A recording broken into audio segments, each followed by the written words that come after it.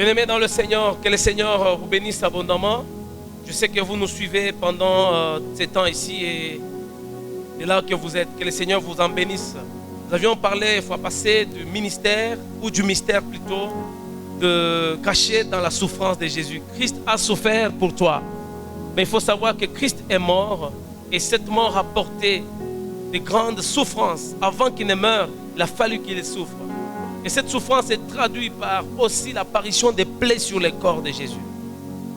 Jésus est mort avec 2 plaies dans le main et il est mort avec des plaies sur les 2 jambes, 2 plaies sur les 2 mains et une plaie dans la côte. Tout ça pourquoi?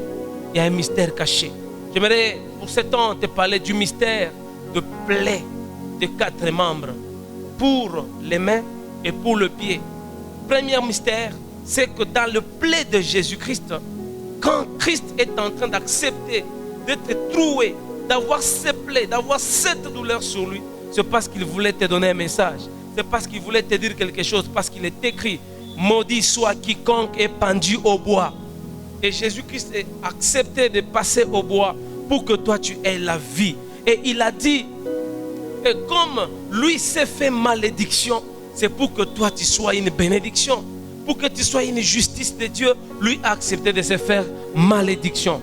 J'aimerais dire à tout celui qui pense qu'il vit dans la malédiction, qui n'a qu'à croire dans l'œuvre rédemptrice de Jésus-Christ et tu vivras une vie heureuse sans être sous la malédiction.